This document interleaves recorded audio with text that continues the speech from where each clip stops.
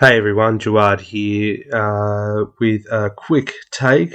As you would have heard by now, the news is out that Daniel Ricciardo won't be at McLaren next year. Both parties have decided to mutually end their agreement. So, perhaps the best possible thing that could have happened. As sad as it is, even the other day I was recording, I was talking about how was putting some thoughts into words for writing this week and saying how it is a bit distressing that this hasn't worked out given how much promise there was, and you'd have thought it was a great fit given Ricardo's personality and the caliber of driver he is coming into the team as a seven-time Grand Prix winner.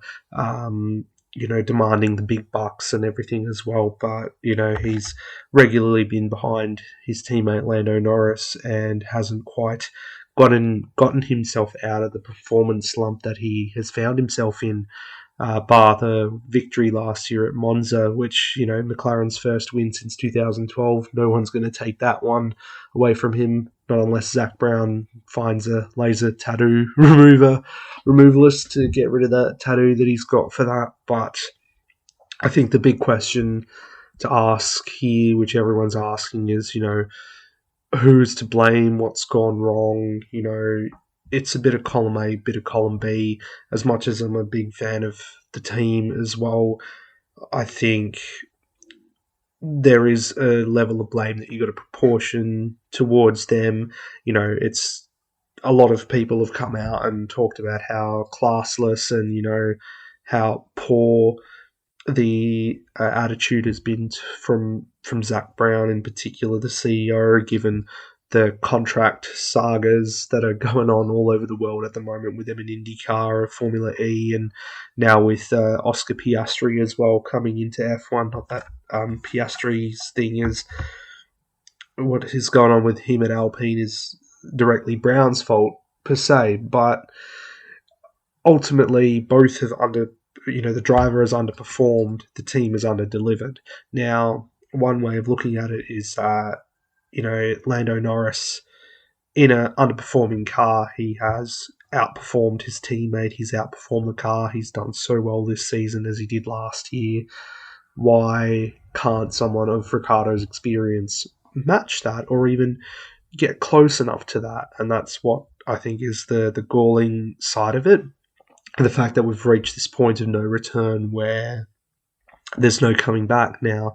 Yeah, they had the third year on the deal, which was in Ricciardo's favour. He was the one who could have triggered getting out of it earlier, which obviously now they've mutually agreed to part ways. But he could have easily quit earlier, for example. But no, it hasn't been the case, and he will see out the rest of the season. And it'll be interesting to see what the results are for him going forwards. But what's gone wrong, and like I've alluded to as well recently, it's a question that I've been asking: is that was he right to leave Renault in the first place? When you look at where Alpine is in hindsight at the moment, performance-wise, they're doing a lot better, yet no one seems to want to drive for them. And his performances at Renault for those two seasons were quite good, even though he wasn't setting the world on fire in terms of results, and there was only a few podiums that he managed to get in that time. He was, easily quicker than teammate Nico Hulkenberg, who, the first solid teammate I guess Hulkenberg's had in his career, and Hulkenberg's not even on the grid anymore. And then Esteban Ocon, coming back after a year out of the sport, and consistently being quicker than him, and everyone knows how highly Esteban Ocon is rated too. So he made good of his time there, and it just begged that third season to see what they could have accomplished, even though it would be with the same car or just a carryover car essentially into 21. He would be more comfortable and embedded within that team, but instead, deciding to leave after only 1 year, or making that decision to leave after only 1 year on that deal with them to go to McLaren showed that he didn't have the faith in Stone and the French side and Viry to go ahead, and that's the disappointing side of it, and apparently going to McLaren it was less money anyway and whatnot, but then this is what's come of his time at McLaren, being trounced by his teammate. It's not something that we've seen happen to Ricciardo in the past either. I mean, even when he was teammates with Max Verstappen at Red Bull for those 3 seasons, it wasn't as bad, the deficit, than what it is with Lando at the moment. So here's hoping that wherever he ends up on the grid in the future, if he's leaving on the grid next year, that's a big question now too, that everyone's concerned about, that he might not even have a drive. According to apparently his mum, Ricciardo's mum, was on Channel 9 News or something over in Perth and said that he's not going to be going back to Alpine, that's for sure, next year. So, and that's probably the best in terms of performance place that he could end up, but I understand why that wouldn't happen given the past history and, the fact that he basically slapped them on the face when he said, I'm going to sign for McLaren only a year into what was supposed to be a long-term agreement between those two. So I'm sure, even though the likes of Cyril Abiteboul are not there anymore, that the board of Renault and Alpine probably don't look at that as favourably. But then you've got contenders further down the grid, such as Haas and Williams, that could be looking at his services. I mean, it keeps him on the grid, but is it good to see someone of Ricciardo's caliber down there? I mean, is he really going to rediscover himself driving for a lesser team like that? It's not good. So it's not a good situation, regardless of the whatever the outcome has been. From a team perspective for McLaren, I guess this is got to be a bit of a wake-up call for them as well, heading into next year.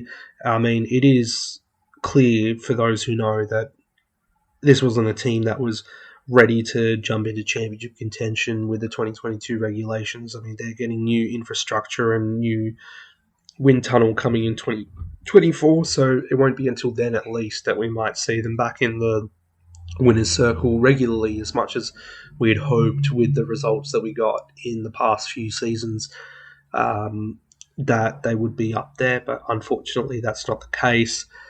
So what do they do in the meantime? I mean, they've said that they've identified where they went wrong with this year's car, so hopefully it means for next season they can make changes and be able to bring a car that is a lot more versatile to the driving styles of whoever is there for Lando as teammate, but also not have the same problems that they had earlier on, with the brakes and the cooling that plagued them in the early races and put them so far behind. And, I was listening to Norris talk on Beyond the Grid, the F1 podcast, about how he thinks that Alfa Romeo even are quicker than them on race pace. So it is pretty shocking when you hear that, but that's just the way it is at the moment for the team. So it's not good for both sides, and for Ricciardo, hopefully,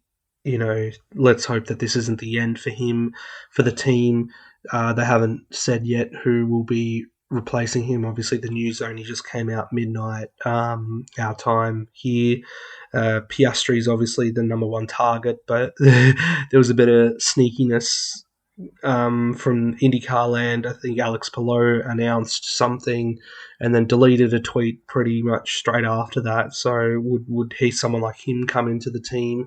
I mean, I've said all along, what's the point of bringing one of the IndyCar drivers in, in terms of like-for-like replacement? You're not going to get much more out of them than you would Ricciardo trying to find his way with the McLaren car. So it's basically starting from ground zero with whoever you've got, and then with a rookie like Piastri, he has to come in, he has to familiarise himself with a whole new team.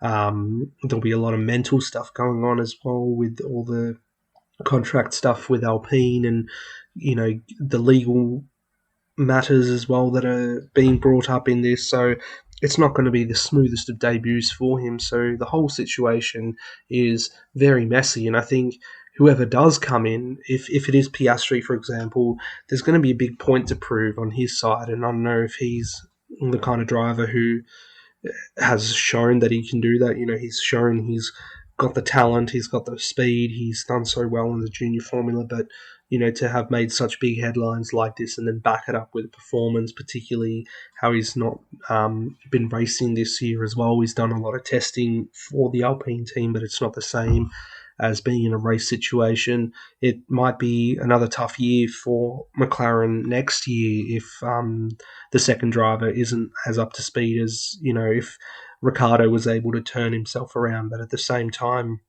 that was not looking likely to happen. And then do you take that risk of, carrying this driver over to a third season and, potentially losing more points in the Constructors' Championship, or do you make a change and hope that, it works out? Because if it's not going to work out, it's still going to be as bad as it has been for them in terms of those Constructors' Championship points lost. So, yeah, disappointing day, disappointing outcome, but the right outcome, I guess, in terms of both parties being able to move forward.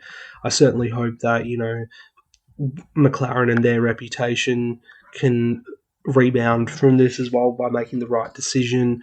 Same with Ricciardo as well. He's a driver that, he's won a Grand Prix. He was so good, supremely good when you look at those early years with Red Bull, his first season where he came in and was able to take 3 wins away from Mercedes in one of their most dominant years, and also Sebastian Vettel coming off 4 world championships back to back and utterly wiping the floor with him.